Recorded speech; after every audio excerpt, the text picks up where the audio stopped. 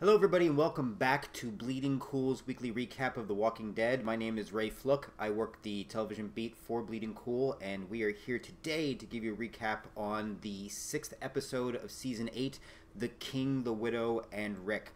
We're actually getting really close to the mid-season finale, which is not tonight, but next week, which I believe is supposed to be an 88-minute episode, so my gut feeling is that we're getting towards the end of All Out War. That would be how things are kind of ramping up. But we're not going to jump ahead. We're going to start talking about last week's episode prior to tonight's episode. And again, I think the biggest takeaway that I can give you from this episode is that besides Rick and Negan being two sides of the same coin, which we talked about in the last recap, they have another thing in common. They just don't seem to have lieutenants that always want to stay on the same page and kind of want to think outside the box. And usually when they start doing that, that becomes a really big, serious problem. We've seen it up to this point with Negan and the Saviors. We start to see the beginnings of that tonight. At least I think we are, depending on where the next episode and the one after going into the mid-season break are going to play out. So without further ado, got my handy-dandy notes here. Again, Rick, Negan, without a doubt, something when pressure mounts, it seems like everybody's got their own personal agenda going off and doing their own thing, and it becomes a problem. We can make the argument about whether Rick's plan is better than Negan's plan or the philosophy or everything, but both of them right now are suffering from soldiers, but more specifically lieutenants that are really running with their own agenda. And we'll see really, especially in that regard, when it comes to Rick and his crew later on in this episode. But what we see from the very beginning is we see everybody kind of unwinding from what's been going on. Rick is making his way to hopefully broker some kind of deal with the scavengers. We see the Kingdom still healing from their losses. We see the Hilltop having to deal with the ramifications of there being saviors, prisoners within their walls, and also the return of Gregory, who's a scumbag. And we see the way they've been communicating, which has been through letters placed in different locations, and how they spread the word, going very old school style, but it's done beautifully in the beginning of the episode, and we hear various people's voices and some interesting information that comes out from it.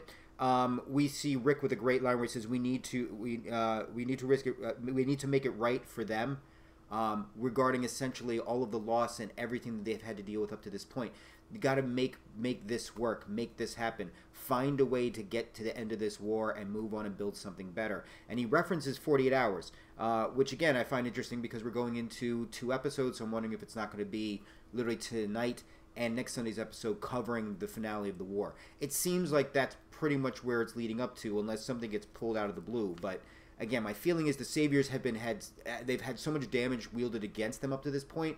I don't know how, except maybe a couple little blips here and there, they're really going to be able to rally the forces. The onslaught on the Sanctuary was just really well played. However, we may find the chance for Rick and his people. They might be able to snatch defeat out of the jaws of victory. And again, we'll talk about that in a minute. So now we cut to Rick and the Scavengers. We see Jadis, who apparently, and I may have to try this sometimes, I won't do this during one of these just for the sake of viewers and not getting arrested and losing my job and stuff. But the whole doing your art and naked thing, that's kind of fascinating, actually. You know, and it's also very brave to do around a junkyard like that. You know, diseases, tetanus, all that stuff. So that was impressive. But we see Rick. Rick is rolling up. Rick is ready to make his case to the Scavengers. We go back to the Hilltop, and we see Maggie and Jesus. Things are already uncomfortable with them regarding the whole prisoner situation. Now there's also the whole food issue. And you know, you see Gregory stepping in with his little wiles, trying to get into Maggie's good graces, while Jesus is trying to lean on Maggie's better angels. So we're very curious to see how this tug of war is going to play out.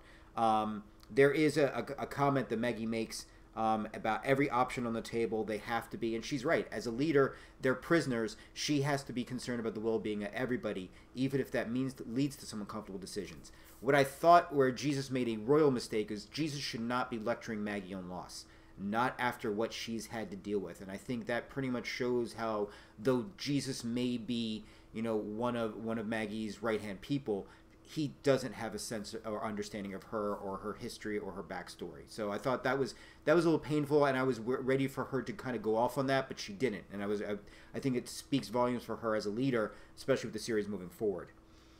We go to Carol. Carol's at the Kingdom. Carol's trying to get to see Ezekiel. Ezekiel doesn't want to see anybody, so Carol starts taking off. Henry starts following behind her, and automatically my red flags are going off. I'm just like, no, no, no, no, no. Let me tell you something. Everybody talks about Carol being a leader. Carol's a leader, great, as long as you are not a kid. If you are a kid, it does not bode well for you at all. You're going to get eaten. You're going to get threatened and psychologically traumatized. You're going to be told to watch the flowers. Yeah, no. So Henry seems a little different. Carol seems a little standoffish about the whole wanting to take some kid under his wing. But Henry's got a little something going for him, so I'm curious to see where this goes. It's interesting that later on in the episode, we see that Henry's ventured out and Carol has to save Henry. So while she's ripping into Henry, Henry kind of gives as good as he takes, because he kind of calls her out too and saying, like, okay, so what's your brilliant plan? You're going to go and be a one-woman army storming in and taking out saviors? So it's interesting to see where that dynamic between them is going to lead. We get to Rick and Jadis with the scavengers. We now see Rick's rolled up with some audiovisual aids. So it's not a matter of just convincing the scavengers with his words, but he's also got the pictures to show them. But again, it doesn't seem like it's making much of a difference since Jadis orders the scavengers to take Rick away. But what's interesting is that Rick does shoot her one of those Luke Skywalker Return of the Jedi looks, like Luke gave Jabba the Hutt, when just like, yeah, you can take me the prisoner, you can throw me in the pit, and this big monster's probably going to try and eat me, but I got you. This is all going to work out. I'm a Jedi. It's going to work. So it kind of worked out that way, except Rick's not a Jedi, but I think you kind of know where I'm going with that. That was a journey to get to that, but I think you know exactly what I'm talking about. I'm going to go back to reading this. We then get Gregory and Maggie back at the hilltop. Gregory, to no surprise, is trying to wile his way into Maggie's good graces. He hits her with the line of, people who aren't leaders always think they know better, which, again, I think might have been Gregory's undoing, because people who aren't leaders always think they know better. Well, Maggie thought she knew better. She knows better. She's proven herself to be a leader. So in that one statement, Gregory, you've pretty much sold yourself down the toilet. And we're going to find out later on exactly how deep down the toilet he exactly has sent himself. We go to Tara and Daryl, who meet up. Essentially, what this boils down to in their interactions is, Dwight, it's going to come down to whether you get killed by one person or two people. But yeah, both of them have a righteous hard-on with making sure you are no longer walking on this planet. So yeah, thanks for the good advice and the information. But I think you are a ticking time bomb on the death pool for this episode. Or I should say for this episode, for this season. We then cut back to Michonne and Rosita. Similar to the preview clip that they sent out earlier in the week, Michonne is just, she's got, again, as she references about having that alarm or that buzz going off in her head, she needs to see the sanctuary for herself. She's heard the stories and everything, but with everything that's been lost and everything that's led up to this point, she needs to see the sanctuary for herself. So her and Rosita head out to go and check it out. They hear music coming from, at first I thought it was a car, but then I realized it's an abandoned building. So we see them starting to make their way there while we cut to Carl and Sadiq. This is all I'm going to say about Carl and Sadiq for this week, because it pissed me off. Their whole interaction, while nice, and there's some great quotes about honoring parents and everything else, their entire interaction this week was kind of stupid. It just felt like it was another instance where Carl's putting himself unnecessarily in danger, and it's just getting a little bit annoying. So I'm jonesing that out. I'm wiping that clean. That's a definite thumbs down, I'll say, in regards to this episode. I didn't buy it. I think Sadiq's going to be an interesting character. I like Carl. I could have done with the whole, no, Carl's putting himself in danger again. First season, I get it. This season, at this point, he's too smart. Carl, honor your father by using a little bit more common sense at this point. That would probably work. We get to Maggie back at the hilltop, and we see that Maggie has set up a prison for the prisoners. So clearly, Jesus has gotten to her, and the fact that she's just not going to let them starve, kill them, or let them to the walkers, that's huge. There is a scene where we also see where Gregory's going to end up, and Gregory's going to end up going right into the prison. It's a very uncomfortable scene, and I think this speaks volumes for The Walking Dead this season, that I've wished nothing but crappy things on Gregory. But the realities of seeing him screaming and pleading to not end up in that prison, and the way he takes that, I think it's the hit from either the butt of a rifle or a fist, the way he takes that and gets brought in, it was really, really disturbing. And I think The Walking Dead did an excellent job in conveying that disturbing aspect of it. They didn't want us to just see good guys and bad guys. There are still always those gray areas. And by having Gregory kind of go into that prison in a very ugly manner, I know I felt dirty. And I thought it was a very effective part they did by doing that. We get back to Rosita and we get back to Michonne.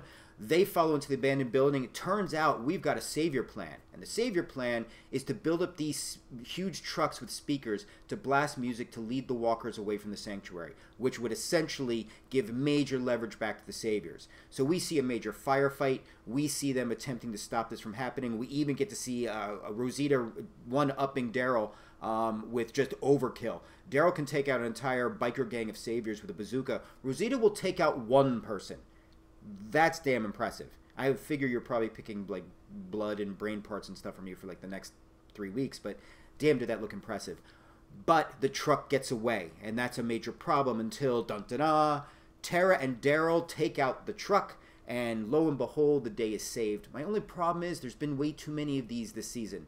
These last-minute rescues. My feeling is they're building up to some big major mistake, and that's my biggest concern.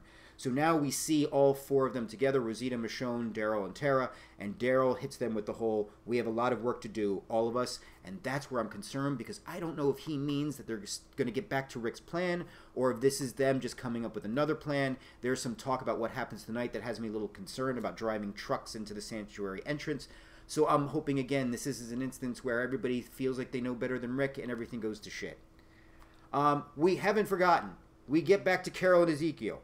Carol finally goes in after Jerry tells her, well, the door's not locked, you can pretty much go in there. And there is possibly some of the most romantic, touching dialogue you will ever hear uttered in The Walking Dead or in a lot of other series, and I hope I got this right, where Ezekiel says to her, it was my duty to make sure you were okay, about why he kept coming to see her when she was living outside of the kingdom's barricades. And he says to her, you just made me feel real, not a fiction, real. And she hits him with the, you are real to me, to the kingdom. It is beautiful, it is touching, it is heartbreaking, it is elevating them to the top couple that I want to see. But sadly, at the end of it, Ezekiel is still too broken. And it is heartbreaking and it's heart-wrenching. The losses he has suffered, the phoniness that he feels he has been in front of his people is just too much. I still have that feeling that he's going to rally the troops and rally the court and rally his remaining knights for the final battle. But god damn, was it heartbreaking to see that. It really, really was. We then go back to Maggie, Aaron, and Enid, and we see Aaron is still dealing with the loss of Eric, and we see Enid and Maggie, and we're seeing the other shoe drop now. Yeah, Maggie's keeping the Saviors alive. Yes, she put them in a prison, but she says it herself. When she references, like, they're a bargaining chip. That's all. When they stop being a bargaining chip, they're expendable, and we'll get rid of them.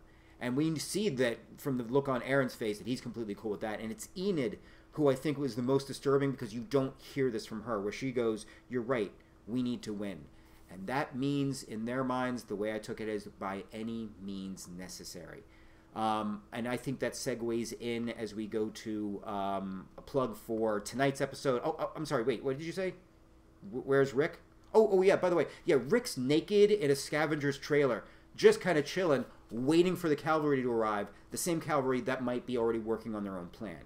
Yeah, so that gets us to tonight's episode, which is our penultimate episode before the mid-season finale, called Time for After, which, again, has a very ominous sound to it. So please make sure that you join me tonight. We're going to be starting unofficially at 8 p.m. We're going to have the live blog site up and everything like that on bleedingcool.com.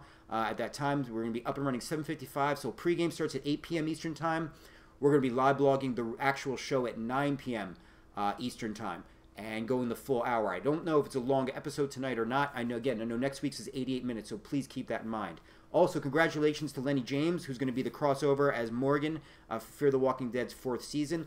And also, if you're seeing this ahead of time, which I hope you are, don't forget, please join me for the weekly Static Live on Instagram at OldManGeek, OldManGeek. Going to be doing that at 7 p.m. Eastern Time on Instagram, taking your questions, comments, and discussions on anything to do with pop culture. And that's also going to be at 4 p.m. Pacific Time, so hope to join me then. Again, my name is Ray Fluke, television beat writer. Thank you for joining me for this recap. Look forward to seeing you for the live blog tonight.